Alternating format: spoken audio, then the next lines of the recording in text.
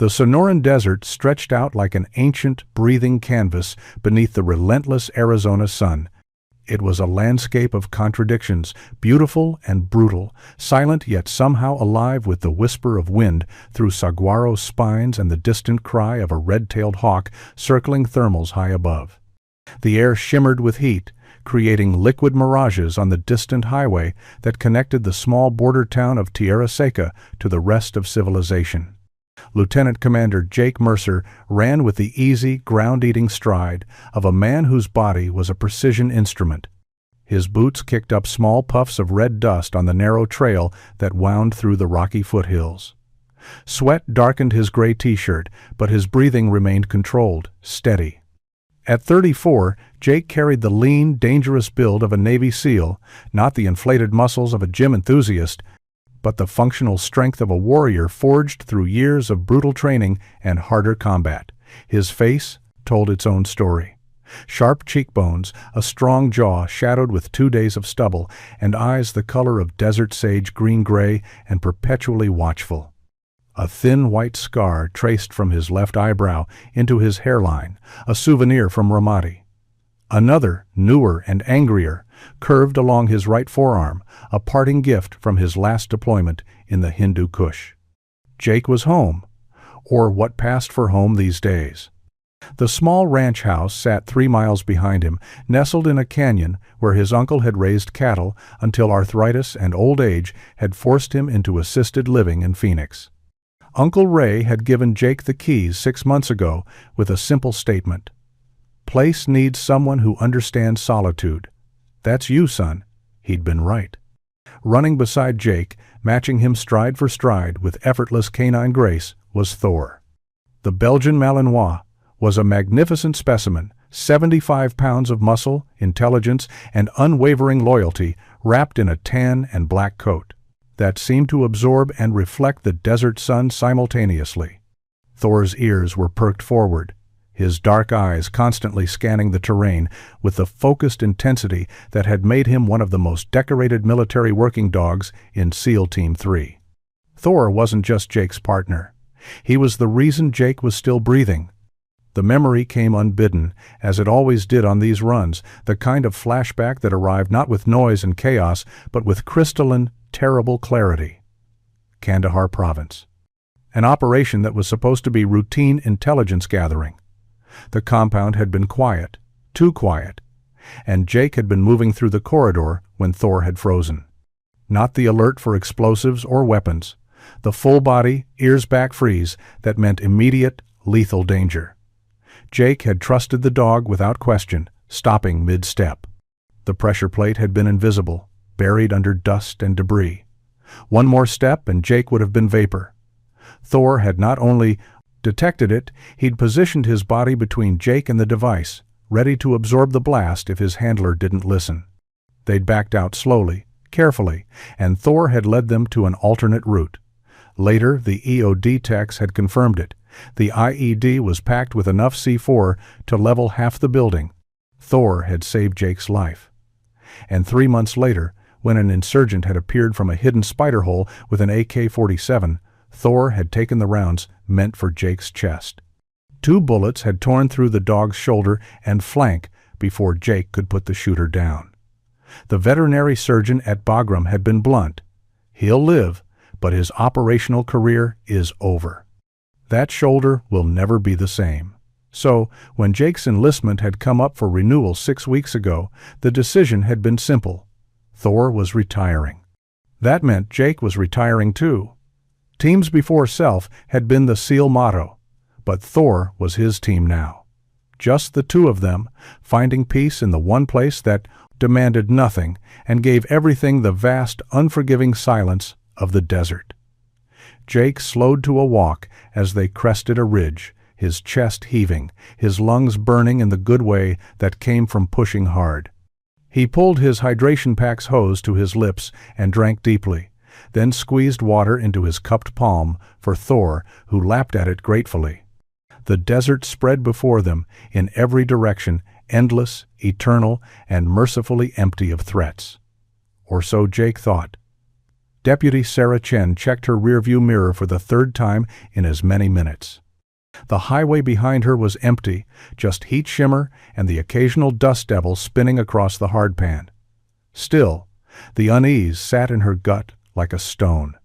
Sarah was 29, small-framed but deceptively strong, with straight black hair pulled back in a tight bun and dark eyes that missed very little.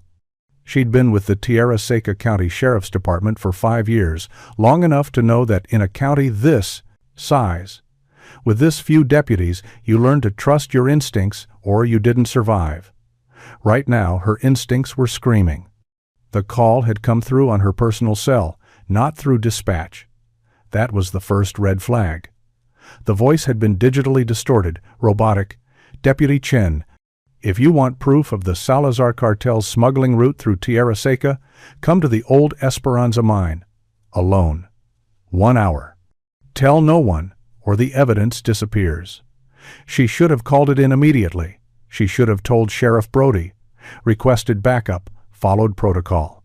But Sarah had been chasing the Salazar connection for 8 months. 8 months of dead ends, witnesses who suddenly developed amnesia, and evidence that disappeared from the county lockup. The Salazar cartel didn't just move drugs through Tierra Seca. They moved people. Women and children trafficked across the border and into a nightmare. Sarah had seen the hollow eyes of the few victims they'd managed to rescue. She'd held the hand of a 15-year-old girl who couldn't stop shaking, who flinched at every male voice.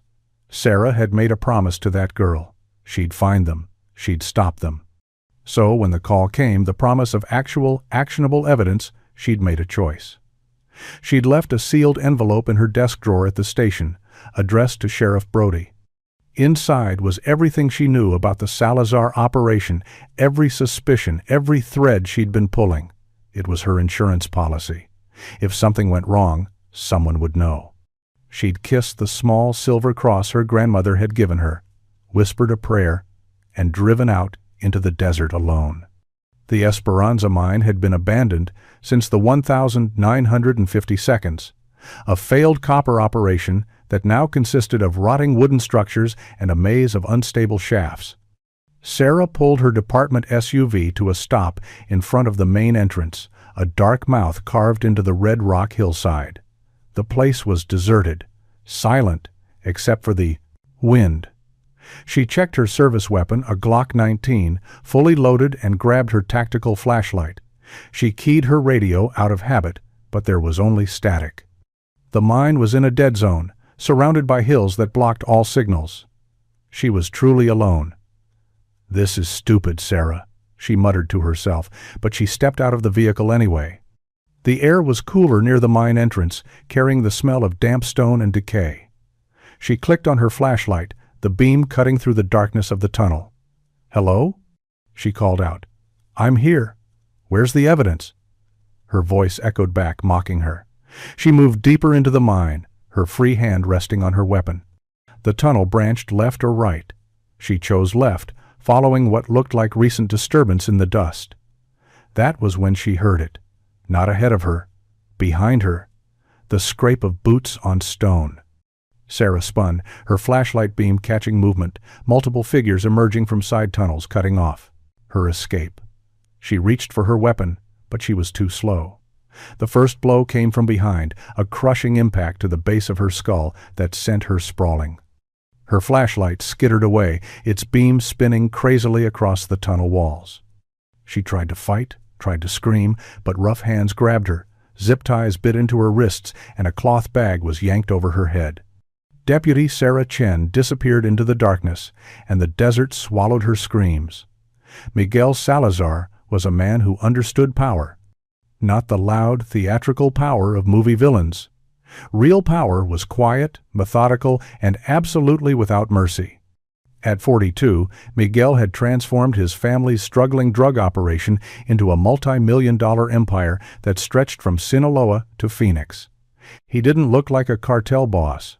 He looked like a successful businessman in his tailored slacks and crisp white shirt, his salt and pepper hair perfectly styled, his hands manicured, but those hands had personally executed 17 people. Miguel believed in doing his own wet work occasionally. It kept him sharp. It reminded his subordinates that he wasn't just an administrator, he was a wolf in expensive clothing. He stood now in the main chamber of the Esperanza mine, converted into a makeshift command center with battery-powered lights, folding tables covered with maps and ledgers, and a row of plastic storage containers filled with cash, weapons, and product. This mine was the heart of his Tierra Seca operation, the place where human cargo was processed, sorted, and prepared for transport north. The local authorities had no idea it existed. Miguel had made sure of that through a carefully cultivated network of bribes, blackmail, and strategic violence. But Deputy Sarah Chen had become a problem. "She's been asking questions," said Tomas, Miguel's second in command. Tomas was built like a linebacker, with prison tattoos snaking up his thick neck and dead eyes that showed no more emotion than a shark's. "Talking to the wrong people, following our trucks.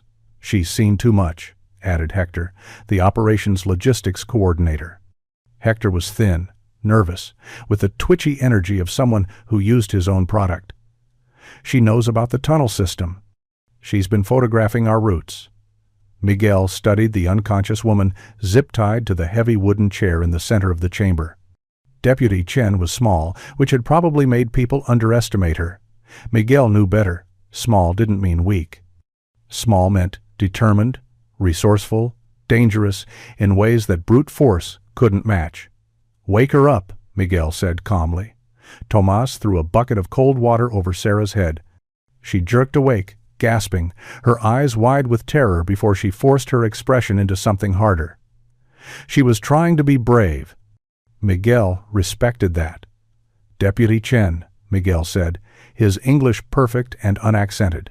He'd been educated at UCLA, a fact that still amused him. "Welcome to Esperanza. I hope your drive wasn't too difficult." "You're making a mistake," Sarah said, her voice steadier than her situation warranted. "My department knows I'm here. They'll come looking." Miguel smiled. It didn't reach his eyes. "No, Deputy. You came alone because you wanted the glory of the bust. You wanted to be the hero who brought down the Salazar operation. Pride is a sin, you know. The church taught me that." He walked slowly around her chair, his footsteps echoing in the chamber. "You've been very troublesome, very dedicated. I admire that, truly. But you've seen too much. You know about our routes, our schedule, our contacts. That makes you a liability I cannot afford." "If you kill a cop," Sarah said, her jaw tight, "you'll bring down heat you can't imagine. The FBI, DEA, Border Patrol, they'll tear this county apart. If I kill a cop carelessly?" "Yes," Miguel agreed. "But what if Deputy Sarah Chen simply disappeared?" Tragic, really. A dedicated officer who went into the desert on her day off, perhaps hiking, perhaps trying to clear her head from the stress of the job. Sometimes people get lost out here. Sometimes they're never found. He nodded to Tomas. "Take her to the deep shaft. Tie her securely. No food, minimal water. The desert will do the rest. In a week, maybe 2, when someone finally finds her remains, there will be nothing to connect her death to us. Just another tragic victim of the desert's cruelty." Sarah's composure finally cracked. "Please, please, you don't have to do this. I have family. Everyone has family, Deputy," Miguel said, his voice still perfectly calm.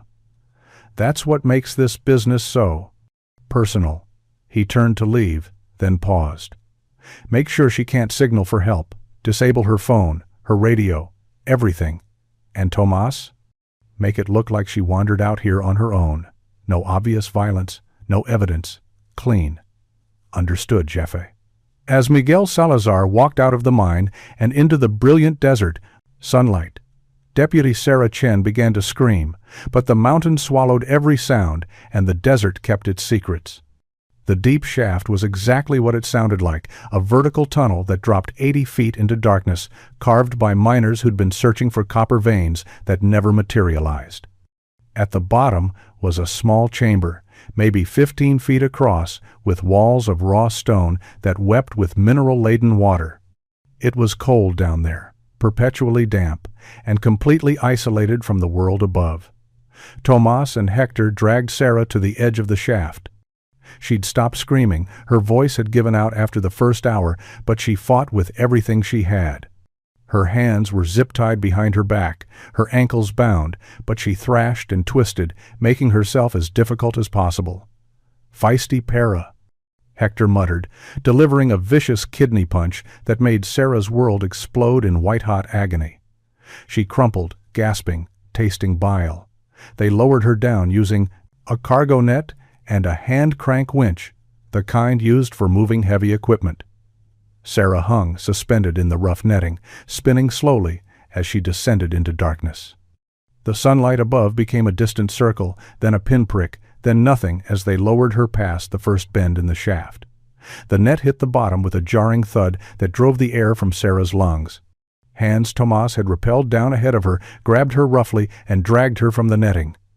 In the weak yellow glow of a battery lantern, Sarah could see her prison. It was a natural cave at the base of the shaft, expanded slightly by mining operations decades ago. The floor was uneven stone, littered with broken equipment and old timbers. The air was thin, cold, and smelled of wet rock and something else, something organic and rotten. "Please," Sarah managed, her voice a raw whisper. "Please, don't do this." Tomas ignored her. He had a heavy chain, the kind used to secure cargo, and a set of industrial padlocks. He wrapped the chain around Sarah's waist, threading it through her bound wrists, then secured the other end to a thick iron stake that had been driven deep into a crack in the stone floor. The stake was ancient, crusted with rust, but it was solid. He tested the chain, yanking it hard. Sarah cried out as the links cut into her skin, but the stake didn't budge. "The chain gives you about 6 feet of movement," Tomas said in Spanish, his voice completely devoid of emotion. "Enough to reach the water." He pointed to where mineral water dripped steadily from a crack in the wall into a small depression, in the stone a natural basin that held perhaps a gallon of water. "Enough to reach the bucket." He pointed to a 5-gallon plastic bucket positioned near the edge of her chain's radius. Sarah understood. That was her bathroom. "How long?" she managed to ask. Tomas shrugged. "Maybe a week, maybe less, if you're unlucky. The cold down here will slow your metabolism. The water will keep you alive longer than you'll want to be. Eventually, you'll just go to sleep and not wake up." He picked up the lantern. Chefe said, no obvious violence. "This," he gestured at the chains, "at the cave. This just looks like you got lost, maybe fell down the shaft and couldn't get out. Natural causes. The desert took you." "My department will search," Sarah said, forcing steel into her voice. "They'll find me. CTA has shown. Insert here." If you're enjoying this story so far, don't forget to hit the like button and subscribe. Drop a comment telling me where in the world you're watching from. I love hearing from you. "Maybe," Tomas acknowledged. "But this mine has 50 shafts, 20 miles of tunnels. They could search for a year and never find this chamber. And even if they do," he smiled, and it was a terrible thing, "by then, you'll be bones." He climbed back into the cargo net, tugging the signal rope. The winch above groaned to life, and he began to rise. The lantern's glow retreated with him, the circle of light shrinking. "Wait!" Sarah screamed. "Don't leave me in the dark! Please! Please don't!" The light vanished. The darkness that remained wasn't just an absence of light. It was a physical presence pressing against Sarah's eyes, her skin, her mind. It was the darkness of deep earth, of places where light had never existed and never would. It was absolute. Sarah's breathing became rapid, shallow. Panic clawed at her chest. She couldn't see her own hands, couldn't see the walls, couldn't see anything. She could have been floating in an endless void. The only sounds were the steady drip, drip, drip of water, the rattle of her chains when she moved, and her own ragged breathing echoing off unseen stone. She forced herself to count, to breathe. 1 breath in, hold. 1 breath out. She was alive. She had water. She had time. But time for what? No one knew where she was. The envelope she'd left at the station wouldn't be opened unless she didn't show up for her next shift 2 days from now. And even then, it contained suspicions, not locations. Nothing about the Esperanza mine. Sarah had made her move in isolation, and now she would die in isolation. The cold seeped into her bones. Her uniform was still damp from the water they'd thrown on her, and the temperature in the cave had to be in the 50s, cold enough to hypothermia, given enough time. She tested the chain. It was solid. She tried to slip her wrists from the zip ties, twisting until the plastic cut deep enough to draw blood. The pain was extraordinary, but the ties didn't break. She tried to reach the iron stake, thinking maybe she could work it loose. But Tomas had positioned the chain perfectly. She could almost reach it, her fingertips brushing the cold metal, but she couldn't get the leverage needed to pull or push. They'd done this before, she realized with sickening clarity. This wasn't improvised. They'd used this chamber to dispose of people. How many others had died here in the darkness, alone and forgotten? Sarah felt tears tracking down her face, cold against her colder skin. She thought of her mother, who would never know what happened to her daughter. She thought of that 15-year-old trafficking victim, who would never see justice. She thought of the prayer her grandmother had taught her, the one she'd whispered every night as a child. Though I walk through the valley of the shadow of death, I will fear no evil, for you are with me. But down here, in this darkness, Sarah felt utterly alone. Time lost meaning. It could have been hours or days. The drip of water marked irregular seconds. Her body shook with cold.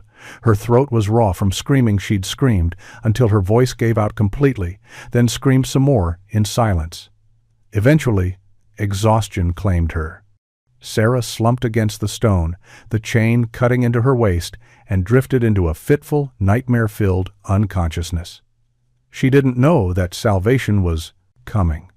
She didn't know that 8 miles away, a Belgian Malinois was about to catch a scent on the wind that would change everything. Jake had intended to run 10 miles. He and Thor had covered 7 when the dog stopped.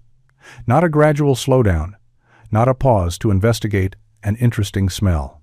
Thor froze mid-stride, one front paw lifted, his entire body transformed into a living statue. His ears shot forward, nose lifted, scenting the air, every muscle tensed. Jake's training kicked in instantly. When Thor stopped, you stopped. No questions. You trusted the dog. Thor, Jake said quietly, his hand dropping to his hip where his sidearm would have been if he'd been carrying. He wasn't. This was supposed to be a peaceful run. But instinct made him check anyway. "What is it, boy?" Thor didn't acknowledge him. The dog's nose was working, his nostrils flaring as he sampled the desert air. Jake watched the Malinois' body language. This wasn't prey drive. This wasn't the alert for explosives or weapons. This was the alert Thor gave for people. But there were no people out here. They were 8 miles from the nearest road, in a stretch of desert that saw maybe 3 hikers a year. Jake scanned the landscape, nothing but scrub brush, saguaro cactus, and red rock formations baking in the afternoon sun. "Show me," Jake commanded.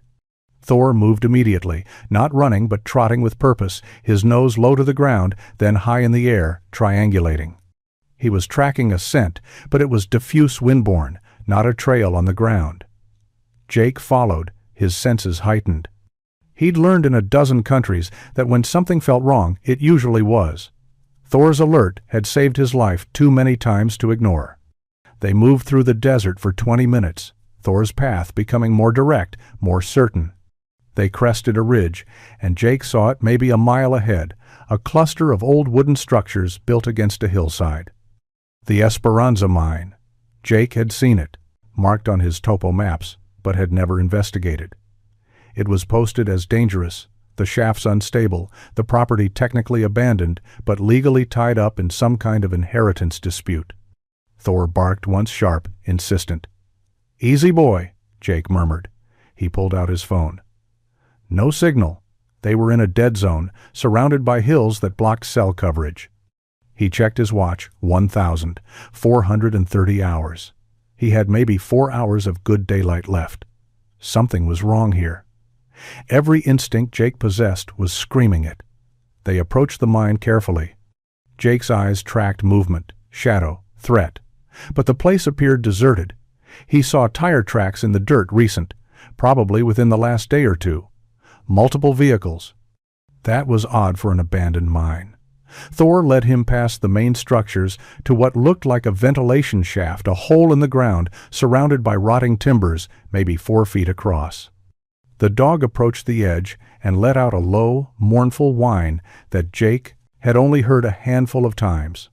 That whine meant injury. It meant human suffering. Jake knelt beside the shaft, looking down. It dropped into darkness. But there was something off about it. The air rising from below smelled wrong. Not the dusty smell of abandoned mine. Something chemical. And beneath that, the coppery tang that Jake knew too well. Blood. "Hello?" Jake called down the shaft. His voice echoed, distorted by stone. "Is anyone down there?" Nothing. He tried again, louder. "This is Jake Mercer. If someone is down there and can hear me, make a sound, any sound." For a long moment, only silence answered. Then, so faint Jake almost missed it, the rattle of chain against stone. Someone was down there, someone alive. Jake's mind shifted into operational mode. He assessed the situation with cold efficiency. Unknown number of victims in an unstable shaft. No cell service to call for help. No climbing gear. Approximately 4 hours until dark. If he left to get help, whoever was down there might not survive the delay. If he went down alone and got trapped, they'd both die. Thor made the decision for him. The Malinois barked again, then looked at Jake with an expression that was unmistakable. "Move, now. Someone needs us." "All right, boy," Jake said. "We're going tactical." He did a rapid search of the mine's surface structures. Most had collapsed, but he found what he needed in an old equipment shed. 50 feet of frayed but serviceable rope, a battery-powered lantern that miraculously still worked, and a hand-crank winch bolted to a crossbeam. Jake tested the rope. It was old, but it would hold his weight for one descent. He rigged a hasty rappel, tying off to the winch's frame, and clipped the lantern to his belt. "Thor, stay," he commanded. "Guard." Thor sat, but every line of his body radiated unhappiness. He wanted to come, but Jake couldn't risk the dog in an unstable shaft. Jake backed to the edge of the hole, rope wrapped around his body in a makeshift harness, and looked down into the darkness. This was insane. Every bit of training told him to call for professional rescue, to wait for backup. But that faint rattle of chain said there wasn't time. Jake took a breath and stepped backward into the void. The descent was terrifying. The shaft was narrow, claustrophobic, and every foot Jake lowered himself, he expected the old rope to snap. The walls pressed close, rough stone scraping his shoulders. The lantern swung crazily, making shadows dance. At 40 feet, the shaft bent a natural curve in the rock. At 80 feet, his boots touched solid ground. Jake unclipped the lantern and held it high. The light revealed a small cave chamber, and in that light, he saw her. A woman, small and dark-haired, chained to the floor like an animal. Her uniform identified her as law enforcement, but her face was a mask of suffering, pale, drawn, her lips cracked and bleeding. Her eyes were squeezed shut against the sudden light. "Ma'am?" Jake said, his voice gentle despite the rage building in his chest. "Ma'am, I'm here to help. My name is Jake Mercer. You're going to be okay." Deputy Sarah Chen's eyes opened. She stared at him like he was a hallucination, something her dying mind had conjured. "Not real," she whispered. "I'm real," Jake said, moving toward her. "And I'm getting you out of here." Jake knelt beside Sarah, his hands moving with practiced efficiency. He checked her vitals first, pulse rapid but present, breathing shallow, skin cold and clammy. Hypothermia, dehydration, shock. He'd seen this before in hostages recovered from Taliban prisons. "I'm going to get these chains off you," Jake said, keeping his voice calm and steady. He pulled his multi-tool from his belt and examined the industrial padlock securing the chain. It was heavy-duty, not something he could break or pick easily. "Who did this?" he asked. "Salazar?" Sarah managed, her voice a croak. "Miguel Salazar? Cartel. I was investigating. They." "Save your strength," Jake said. He studied the chain setup, his mind calculating options. The lock was solid, but the chain was threaded through an iron stake driven into the rock. If he could work the stake loose, he positioned himself, gripped the stake with both hands, and pulled. Nothing. He adjusted his angle, planted his feet, and threw his full weight into it. The stake shifted barely a millimeter, but it moved. "Come on," Jake growled, pulling harder. The old iron groaned, and suddenly the stake jerked free from the crack, sending Jake stumbling backward. The chain went slack. Sarah sobbed a single sound of relief and disbelief. Jake worked quickly, unwrapping the chain from her waist. His jaw tightened when he saw the raw wounds where the metal had cut into her skin. This wasn't restraint. This was torture. "Can you stand?" he asked. Sarah tried, but her legs wouldn't support her weight. The cold and the cramped position had done their damage. Jake caught her before she fell. "All right. Change of plans," he said. He shrugged out of his light jacket and wrapped it around her shoulders. She was shaking violently. "I'm going to carry you up. The shaft is narrow, but we'll make it work." "No rope. Strong enough," Sarah managed. "You let me worry about that," Jake said. He pulled out his phone, checked it again, still no signal. "Is there anyone else down here? Any other prisoners?" Sarah shook her head. "Just me. They wanted evidence. I wouldn't. Tell them." "You did good," Jake said firmly. "You stayed alive. That's what matters." He looked up at the shaft, calculating. The rope wouldn't hold both of them. But if he could send her up first, use the winch to pull her, then climb up after. That was when he heard it. From somewhere above, echoing down the shaft, voices. Multiple men speaking Spanish. Jake froze, listening. He couldn't make out the words, but he caught the tone. Angry. Searching. Thor barked from above, not his friendly bark. His warning bark. The cartel had come back, and they'd found his dog. Miguel Salazar had returned to the Esperanza mine because he'd forgotten his satellite phone. A small mistake, easily corrected. He'd left it on the folding table in the main chamber, and while his organization could absorb the cost of a new encrypted phone, the contacts stored in that phone's memory were irreplaceable. He'd taken only Tomas and Hector with him. This was supposed to be a 5-minute trip. They'd driven up in Tomas's pickup, parked near the main entrance, and walked into the mountain. That was when they'd heard the barking. "The hell is that?" Hector asked, his hand automatically going to the pistol tucked in his waistband. They'd followed the sound to the ventilation shaft, where they'd dumped Deputy Chen. Standing at the edge, alert and aggressive, was a large, military-looking dog, a Belgian Malinois, his ears pinned back, his teeth bared in a warning snarl. "Whose dog?" Tomas said, confused. Miguel's eyes narrowed. He saw the rope tied off to the winch.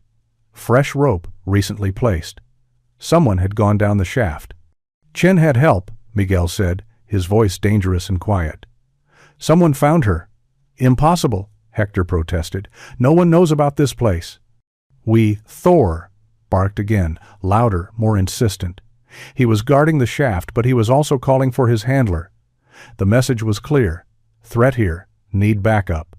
Tomas pulled his gun, a Glock 17, and aimed it at the dog. "I'll handle this." "No," Miguel said sharply. "That's a military working dog. Those animals are worth 6 figures and trained by special operations. The police don't use dogs like that. Which means whoever is down that shaft isn't a cop." Understanding dawned on Tomas's face. "Military. Get the ropes," Miguel ordered. "All of them. We seal this shaft. Whoever is down there can die with Chen. The desert can have them both."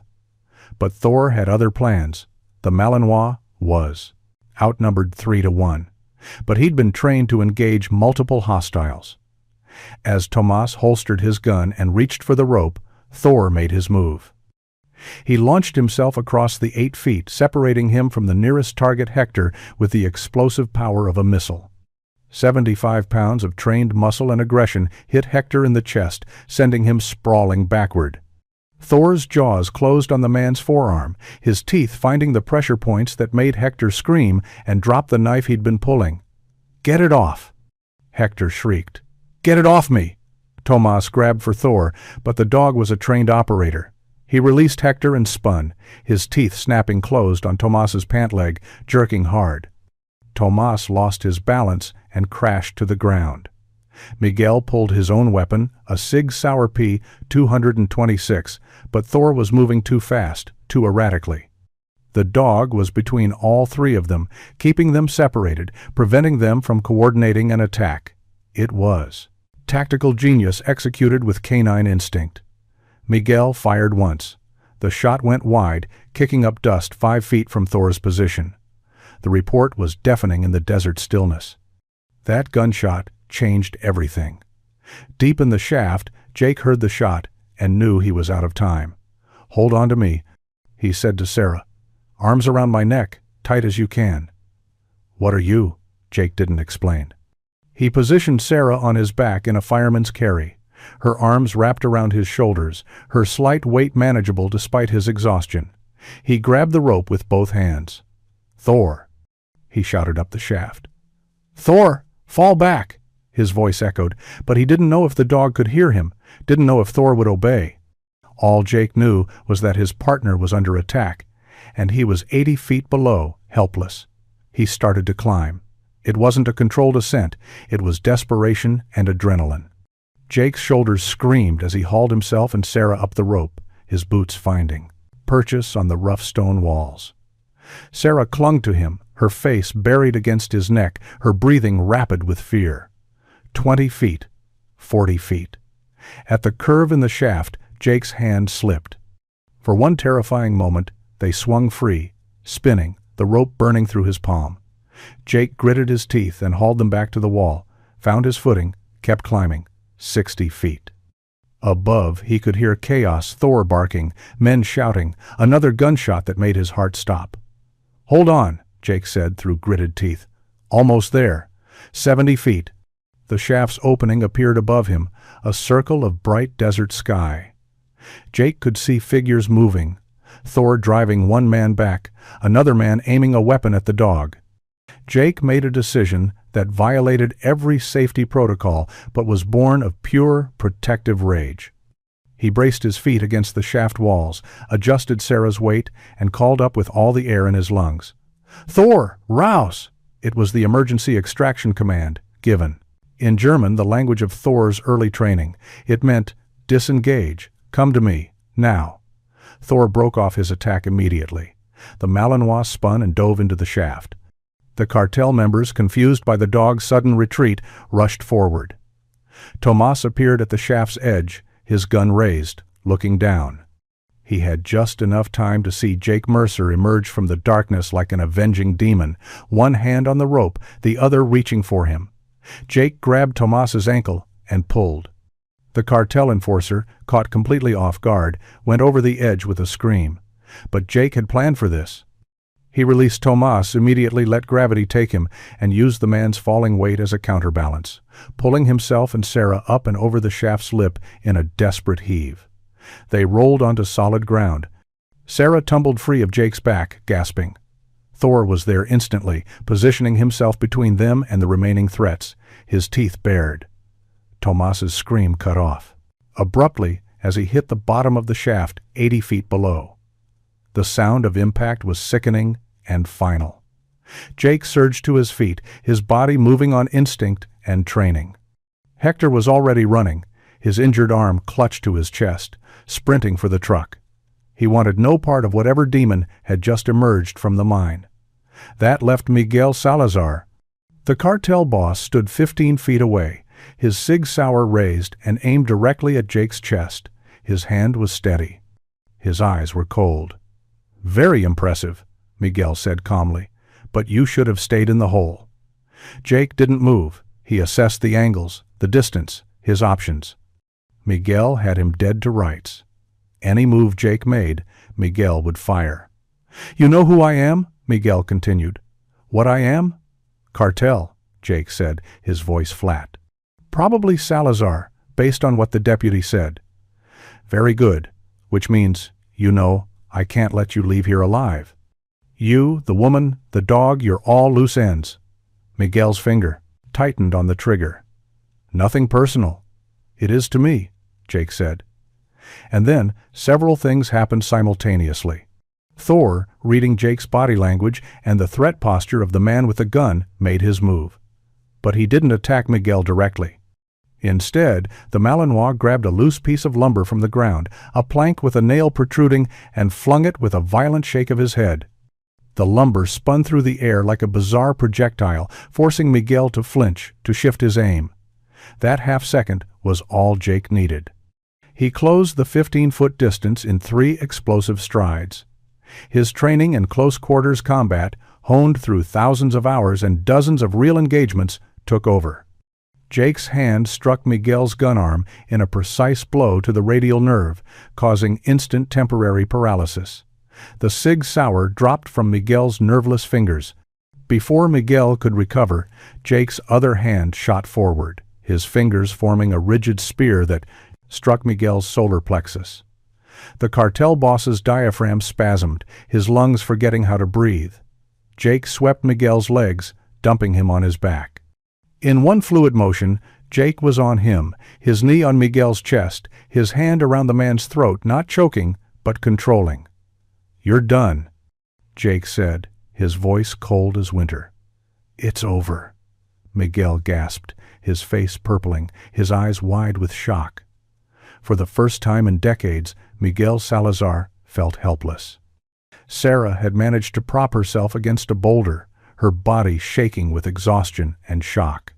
She watched through hazy eyes as Jake Mercer held Miguel Salazar pinned to the desert floor with the casual ease of someone who'd done this countless times before. Thor sat beside Sarah, his body pressed against her for warmth, his eyes never leaving his handler. "Who are you?" Miguel managed to gasp. "I told you," Jake said. "Jake Mercer. And you just made a bad day worse. You're military." "Was," Jake corrected. "I'm retired. I was just out for a run with my dog." Despite everything, the pain, the cold, the trauma, Sarah almost laughed at the absurdity. This man had just descended 80 feet into a mine shaft, carried her out, fought off 3 cartel members, and he described it as interrupting his run. "You can't touch me," Miguel said, some of his arrogance returning. "I have lawyers. I have connections. You're nobody, a civilian. You have no authority." "You're right," Jake said. "I have no authority, but I don't need it." He reached into Miguel's pocket and pulled out the man's phone, then his wallet. He flipped it open. The ID confirmed it. Miguel Salazar, with an address in Phoenix. "Here's what's going to happen," Jake said, his voice conversational but with an edge of steel that made Sarah's skin prickle. "You're going to stay right here, very quietly, while I figure out how to contact the authorities. The deputy you tried to murder is alive. She's going to testify. You're going to prison." "You don't know what you're dealing with," Miguel hissed. "I have people everywhere. Cops, judges, politicians. They're all mine. You bring me in. I'll be out in a week. And then I'll find you. I'll find your family. Jake's hand tightened slightly on Miguel's throat. "You can stop talking now." "Jake," Sarah called out, her voice weak. "He's not lying. About the connections, I mean. The Salazar cartel owns half the county. That's why I was working alone. I didn't know who to trust." Jake looked at her, his expression unreadable. Then he looked down at Miguel. "How many?" Jake asked quietly. "What? How many people have you trafficked? How many women and children have been through your operation?" Miguel's silence was answer enough. Jake's jaw tightened. For a moment, Sarah saw something flicker across his face. A darkness, a rage so profound it was almost frightening. She recognized it because she'd felt it herself when she'd interviewed trafficking victims. "I served 12 years in the Navy," Jake said, his voice low. "I fought in 7 countries. I've killed men who deserved killing, and I've saved people who couldn't save themselves. I've seen the worst humanity has to offer, and I thought I'd left it behind." He leaned closer to Miguel. "But here you are, in my own backyard, doing the same evil I fought against overseas. Trafficking people, selling human beings like cargo. I'm a businessman," Miguel said. "I provide services." "You're a slaver," Jake interrupted. "That's what they called your kind back in the day." "And you know what happened to slavers?" Miguel's eyes widened. "You can't. You're not Navy SEAL," Jake finished. "Senior Chief Petty Officer, retired. SEAL Team 3. 3 deployments to Iraq, 2 to Afghanistan, 1 classified. I've been trained by the United States government to be very, very good at violence." The words hung in the desert air. Sarah saw Miguel's face go pale. The arrogance, the confidence, it all evaporated. He suddenly understood exactly how much danger he was in. "But here's the thing about SEALs," Jake continued, his voice softening slightly. "We're not murderers. We're operators. We follow rules, even when the enemy doesn't. So, as much as I'd love to drag you into that mine shaft and leave you chained in the dark like you did to Deputy Chen, I won't. Because I'm better than you." He pulled flex cuffs from his pocket. He'd found them in his truck weeks ago and kept them out of habit. He zip-tied Miguel's wrists behind his back with efficient precision. "But I will make sure you never hurt anyone again," Jake promised. "That's a guarantee." He stood up, leaving Miguel face down in the dirt, and walked over to Sarah. He knelt beside her, his demeanor changing instantly from warrior to caregiver. "How are you holding up?" he asked gently. "Been better," Sarah admitted. "Been worse too." "Thank you. You saved my life." "Thor saved your life," Jake corrected, scratching the Malinois behind the ears. "I just followed his nose. SEAL Team 3.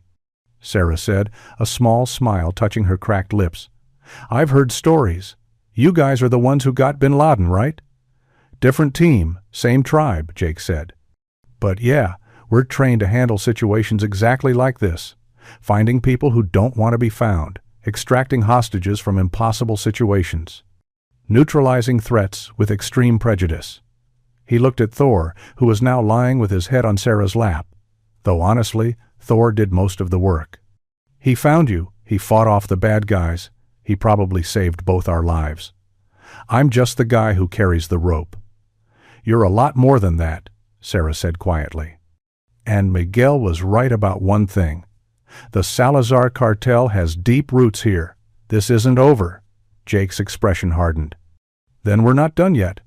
Jake's first priority was Sarah. He'd been trained in combat medicine, and his assessment was clinical. Hypothermia, dehydration, multiple abrasions and contusions, probable shock, but nothing immediately life-threatening. "I need to get your core temperature up," he said. He pulled off his own shirt, revealing a torso marked with scars, bullet graze marks, shrapnel wounds, the visual history of a warrior.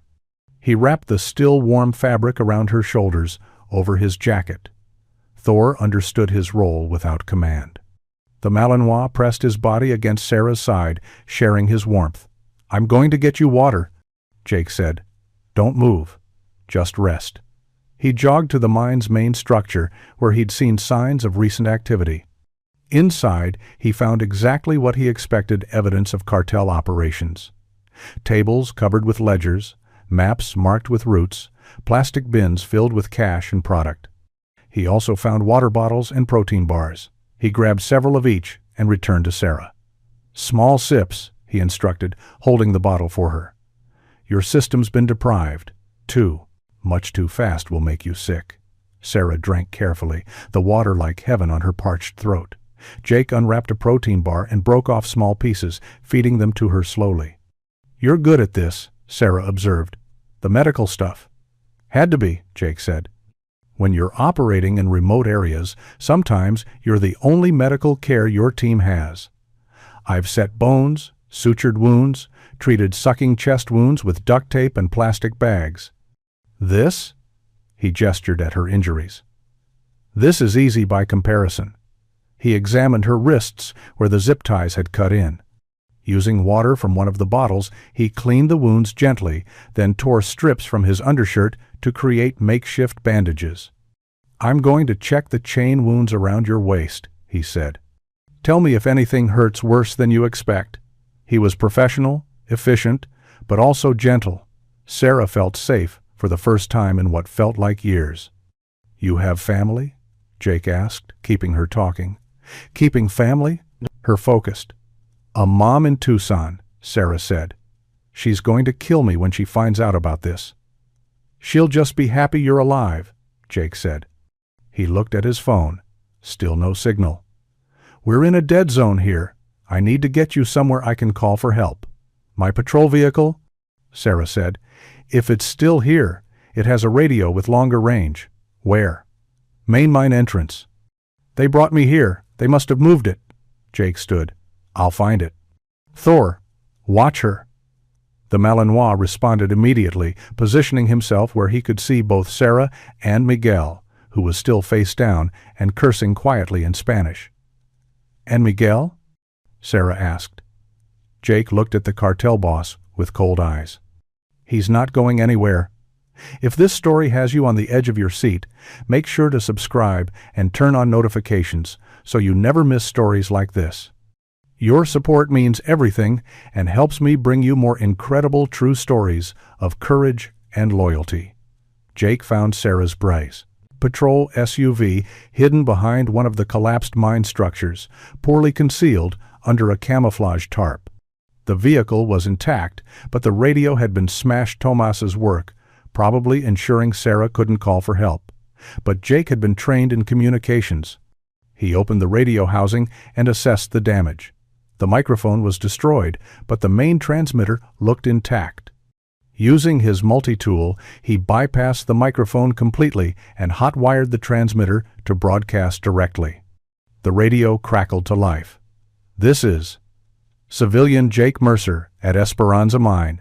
Emergency traffic, Jake said, his voice clear and commanding. I have a wounded Tierra Seca County Sheriff's deputy.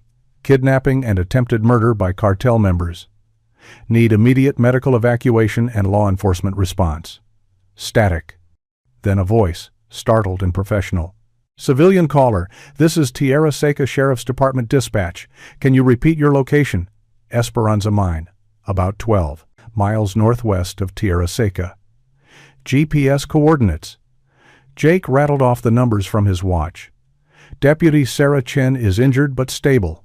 I have one cartel member detained, Miguel Salazar, one deceased at bottom of mine shaft. There was a long pause. Sir, did you say Miguel Salazar? Affirmative.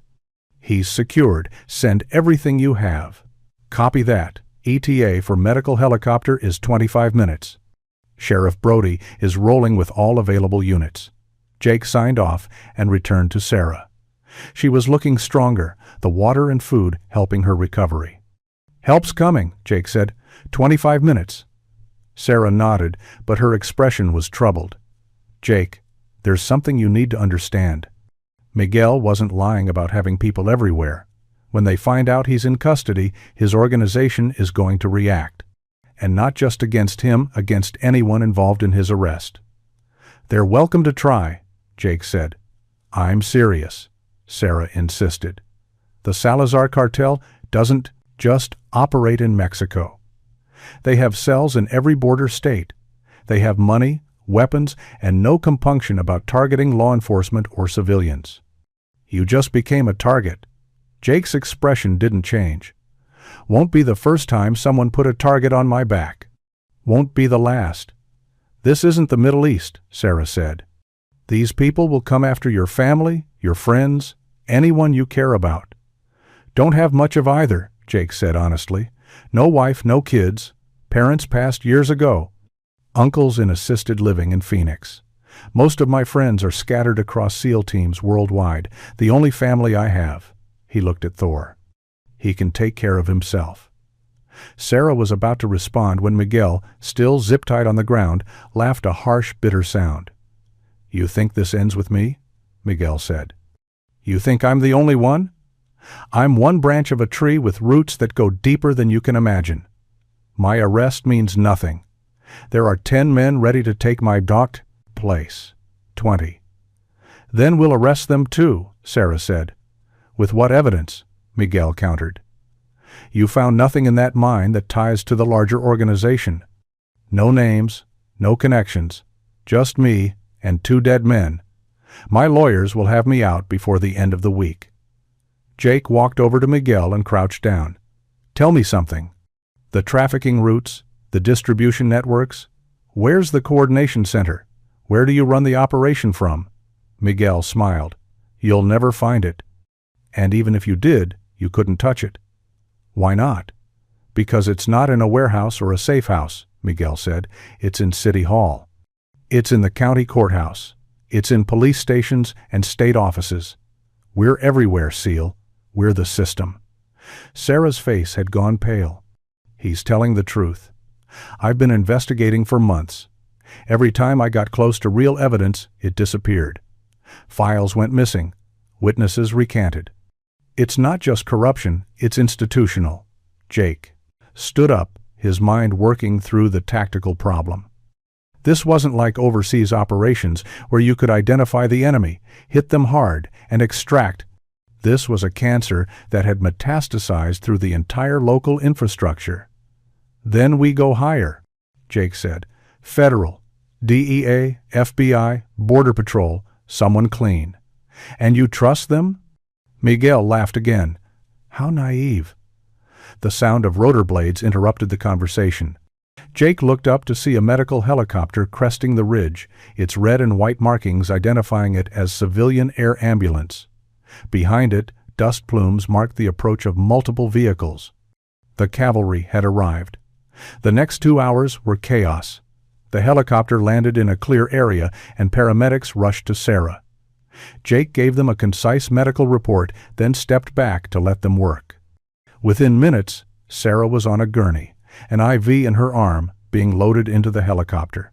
She grabbed Jake's hand as they were lifting her. "Don't let them bury this," she said urgently.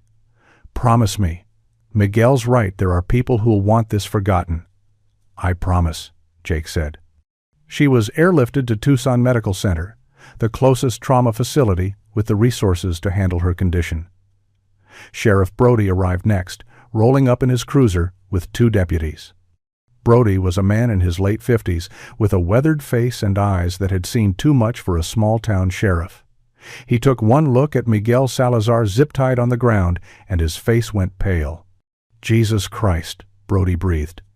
"That's Miguel Salazar." "So I'm told," Jake said. "He and 2 accomplices kidnapped Deputy Chen, chained her in a mine shaft to die. I extracted her and detained him. One accomplice fled, one is deceased at the bottom of the ventilation shaft." Brody stared at Jake. "Who the hell are you?" "Jake Mercer. I live about 8 miles east of here. I was out for a run when my dog alerted to the deputy's location." "You just happened to find her?" "My dog is trained for search and rescue," Jake said. It wasn't exactly true. Thor was trained for combat, but it was close enough. He detected her scent and led me to the mine. Brody looked at Thor, who sat calmly at Jake's side, then back at Jake. The sheriff wasn't stupid. He could see the scars, the bearing, the way Jake moved. This wasn't some random civilian. "We'll need a statement," Brody said. "A long one." "Happy to provide it," Jake said. "But first, you need to secure that mine. There's evidence of trafficking operations, ledgers, maps, cash, and you need to send a recovery team down that shaft for the deceased." Brody nodded to his deputies, who moved cautiously into the mine structure. "And him?" Brody said, gesturing to Miguel. "He's all yours," Jake said. "But Sheriff?" Deputy Chen said the Salazar organization has people inside local law enforcement. She didn't know who to trust. That's why she was working alone. Brody's jaw tightened. "She said that?" "Yes, sir." The sheriff looked at Miguel with an expression of disgust. "Then we do this by the book. Everything documented, everything witnessed. I'll call in the DEA and FBI. This goes federal, starting now." "Good," Jake said. As deputies moved to load Miguel into a patrol vehicle, the cartel boss looked at Jake one last time. "This isn't over," Miguel said quietly. "You know that, right? You just declared war." "No," Jake corrected. "You declared war when you hurt innocent people. I just showed up to finish it." Miguel was driven away, and Jake was left standing in the desert with Thor and Sheriff Brody. "I'm going to need you to stay available," Brody said. "You're a material witness to multiple felonies." "I'm not going anywhere," Jake said. "This is my home now." Brody nodded slowly. "Deputy Chen is lucky you were out running today." "No," Jake said, looking at Thor. "She's lucky he was." 3 days later, Jake sat in a conference room at the FBI's Phoenix field office. The room was sterile and cold, designed for interrogations, not comfort. Across from him sat Special Agent Carmen Rodriguez, a woman in her 40s with sharp eyes and an even sharper mind. "Let me make sure I understand," Rodriguez said, reviewing her notes. "You descended 80 feet into an abandoned mine shaft, alone, with no backup, to rescue a deputy you'd never met." "Yes, ma'am," Jake said. "And you engaged 3 armed cartel members, killing 1 and detaining Miguel Salazar." "Self-defense and defense of others," Jake said. "Salazar had a weapon. His men had already attempted to kill Deputy Chen." Rodriguez leaned back. "Your record says your SEAL Team 3 retired 6 weeks ago. 12 years of service, multiple combat deployments, decorated." "That's correct. So this," she gestured at the incident report. "This is Tuesday for you." "This was Saturday," Jake said with the hint of a smile. "And no, ma'am. This was unusual even by my standards." Rodriguez didn't return the smile. "Mr. Mercer, we've been investigating the Salazar organization for 3 years. They're one of the most sophisticated trafficking operations on the southern border. And you just handed us their regional commander." "Glad I could help. But there's a problem," Rodriguez continued. "Deputy Chen was right. The Salazar organization has significant penetration into local law enforcement. We've identified at least 3 deputies and 1 lieutenant who've been on their payroll.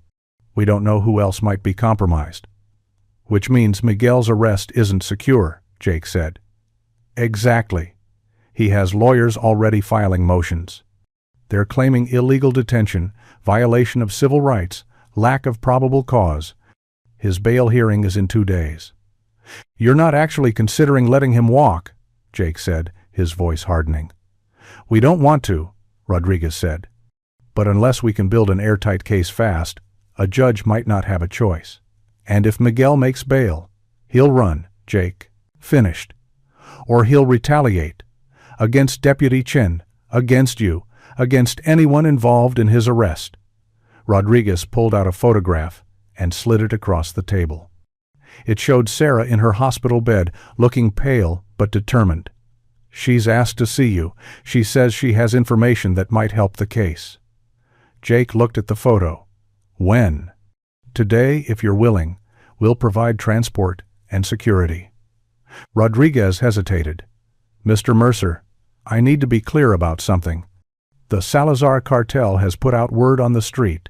They're looking for the man who arrested Miguel. Your description, your dog's description. They know it was you. Good?" Jake said. "Let them come." "This isn't a combat zone, Mr. Mercer." "You can't just—" "Can't I?" Jake interrupted. "Agent Rodriguez, I spent 12 years fighting terrorists who would cut off heads and post it online. I've been shot at by professionals in 6 different countries. The Salazar cartel doesn't scare me. But what does concern me is that while we're sitting in this office talking about legal procedures, they're still operating. They're still trafficking people." Rodriguez was quiet for a moment. Then she pulled out another file. Deputy Chen wasn't working completely alone. She had a contact, a former Salazar courier, who wanted out. He provided her with information, including the location of a major processing center. Chen was supposed to meet him the day she was kidnapped.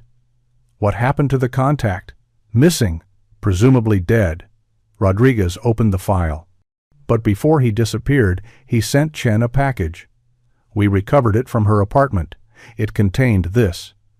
She pulled out a USB drive in an evidence bag. Encrypted, Rodriguez said. Military-grade encryption. Chen's contact must have had serious technical skills. We've had our best cyber team working on it for 3 days. They're making progress, but it's slow. Jake looked at the drive. What do you think is on it? Everything, Rodriguez said. Names, routes, financial records, contacts. If Chen's source was telling the truth, this is the complete organizational structure of the Salazar operation.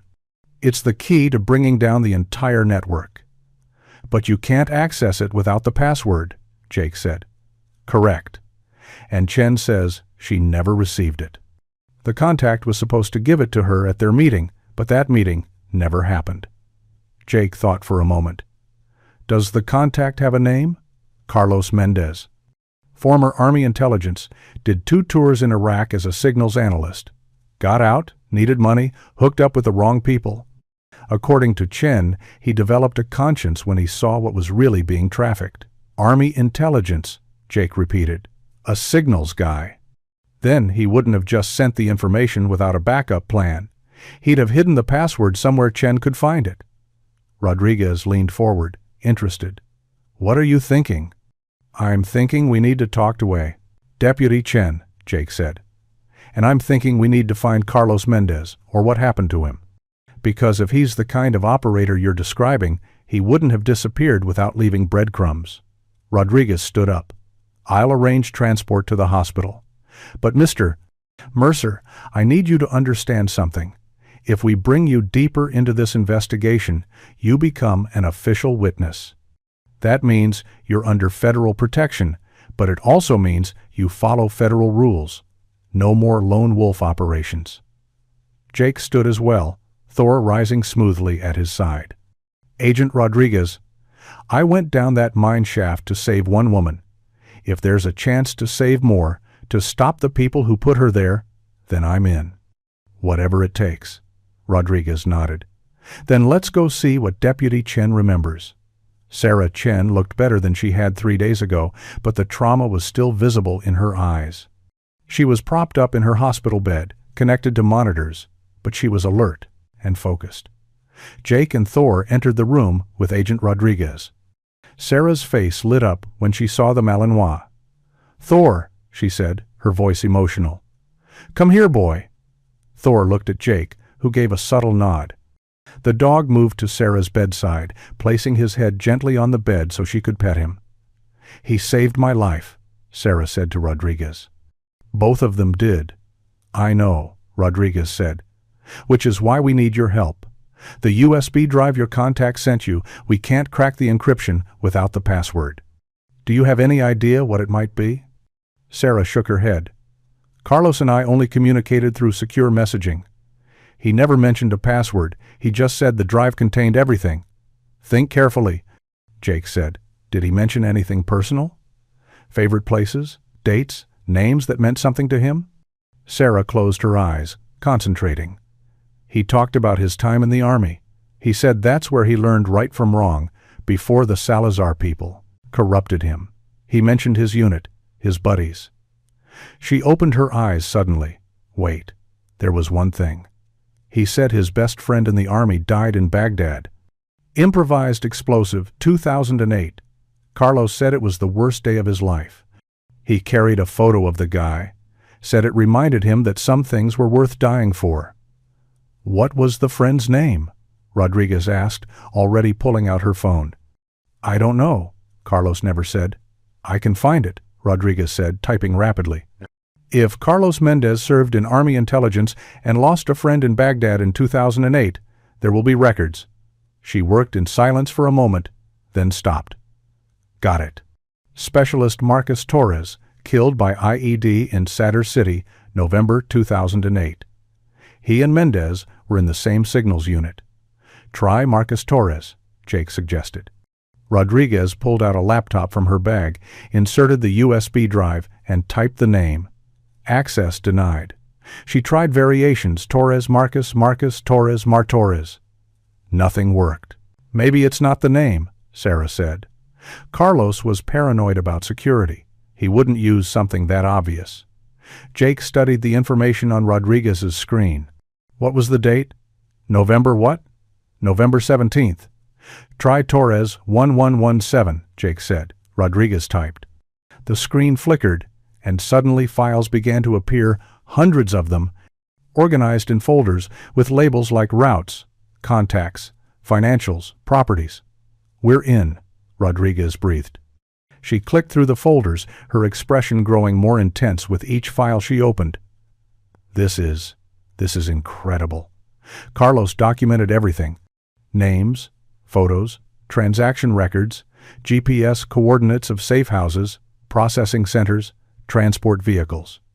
She looked up, her eyes wide. This isn't just the Tierra Seca operation. This is the entire Southwest network. If this information is accurate, we can dismantle the whole organization. How long to process it? Jake asked. Days, maybe weeks, to verify everything and coordinate with local agencies. But we can start making arrests immediately. Rodriguez stood up. I need to get this to my director, Mr. Mercer. Deputy Chen, you just gave us the biggest intelligence breakthrough in this case's history. What about Miguel? Sarah asked. His bail hearing is tomorrow. Rodriguez smiled grimly. With this evidence, he won't be seeing daylight for the rest of his life. And neither will anyone else in his organization. She left the room, already on her phone, barking orders. Jake looked at Sarah. You did good. Your investigation, your contact, you broke this case. Carlos broke it, Sarah said quietly, and he died for it. We haven't found his body yet, but we will, Jake promised. And when we do, we'll make sure everyone knows what he did. He's a hero. Sarah nodded, tears tracking down her face. She looked at Thor, still pressed against her bed. What happens now? To you? I go home, Jake said. Back to the ranch, back to quiet. Will you be safe? The cartel. They'll be too busy dealing with federal raids to worry about me, Jake said. And if they're not? He smiled without humor. Thor and I can handle ourselves. I believe that, Sarah said. She reached out and took Jake's hand. Thank you. For everything. You gave me my life back. You gave yourself your life back, Jake said. You survived. That took strength most people don't have. He stood to leave, but Sarah called him back. Jake, when I get out of here, I'm going to need a new job. The sheriff's department doesn't feel right anymore. Not after knowing how compromised it was. What will you do? Sarah smiled, a real smile that reached her eyes for the first time. Maybe I'll get a dog, train for search and rescue, help people the way Thor helped me. That's a good plan, Jake said. Thor can teach you everything you need to know. The federal raids began at dawn, 2 weeks after Jake's extraction of Deputy Chen. It was a coordinated operation involving the FBI, DEA, ICE, and Border Patrol, spanning 3 states and targeting 47 locations simultaneously. Jake watched the news coverage from his ranch, Thor sleeping at his feet. The television showed aerial footage of SWAT teams breaching safe houses, cartel members being led out in handcuffs, evidence being cataloged: cash, weapons, forged documents. Miguel Salazar's bail hearing had been canceled. Instead, he'd been transferred to a maximum security federal facility to await trial on charges of human trafficking, kidnapping, attempted murder, racketeering, and conspiracy. The evidence from Carlos Mendez's USB drive was overwhelming. Miguel would never be a free man again. But it wasn't just Miguel.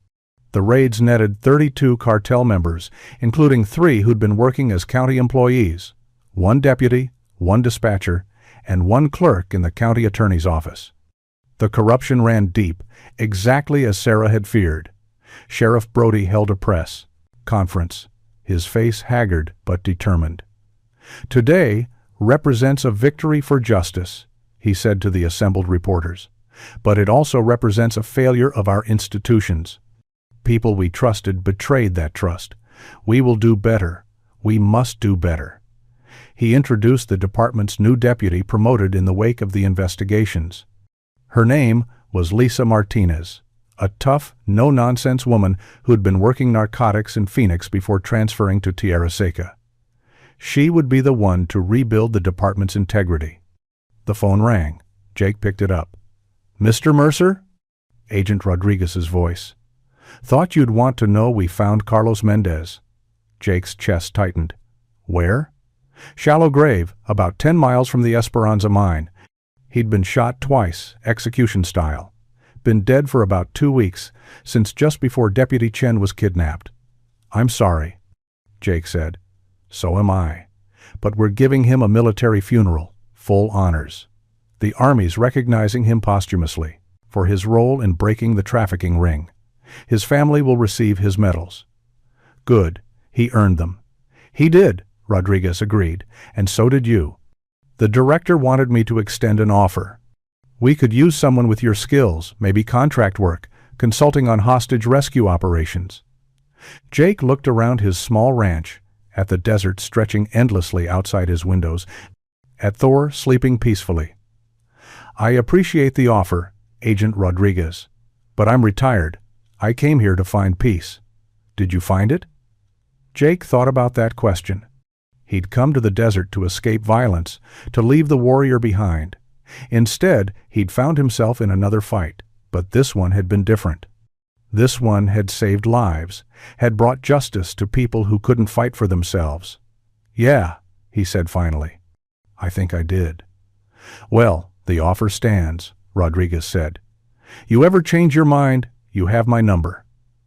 They said their goodbyes, and Jake hung up. He looked down at Thor, who had opened one eye to study him. "What do you think, boy? We done fighting?" Thor's tail thumped once against the floor. The dog seemed content, settled in this desert life. But Jake knew Thor would be ready if the call came again. They both would be. Jake turned off the television and walked outside. The sun was setting, painting the desert in shades of orange and purple. It was beautiful. It was peaceful. And Jake had learned something important. Peace wasn't the absence of conflict.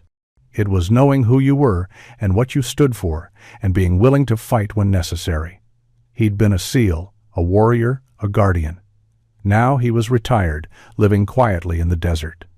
But if someone needed help, if there was another Sarah Chen out there drowning in darkness, well, Thor would let him know, and Jake would answer. 3 months after the raids, Tierra Seca held a ceremony in its small town square. The population of the entire town, maybe 2,000 people, turned out, along with representatives from federal agencies, state officials, and media from across Arizona. Jake hadn't wanted to come. He hated publicity, hated being called a hero. He'd only agreed because Sarah had personally asked him to attend. Sarah looked healthy now. The wounds had healed, though Jake suspected the psychological scars would take longer. She stood at the podium, wearing civilian clothes, jeans, and a simple blouse. She'd resigned from the sheriff's department, just as she'd said she would. 3 months ago, Sarah said to the crowd, I thought I was going to die alone in the dark. I'd been investigating corruption and trafficking, and I'd gotten too close. The people I was trying to stop nearly killed me, but I didn't die. And the reason I'm standing here today is because of 2 things, a dog's nose and a good man's heart. She gestured to Jake, who stood off to the side with Thor. Jake looked uncomfortable in the attention, but Thor seemed to be enjoying it. Jake Mercer is a hero, Sarah continued.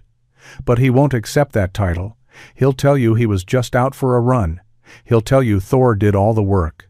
He'll deflect and minimize because that's what humble people do. But I'm not humble, and I'm not going to minimize what he did. She looked directly at Jake. He descended 80 feet into darkness, not knowing what he'd find. He fought off armed cartel members to protect me. He carried me out of that hell, and he didn't stop until I was safe. And then he helped bring down an entire trafficking network, saving who knows how many future victims. The crowd applauded. Jake shifted uncomfortably. "But today isn't just about Jake," Sarah said. "It's about Thor. Because without Thor's training, without his instincts and loyalty, Jake never would have found me.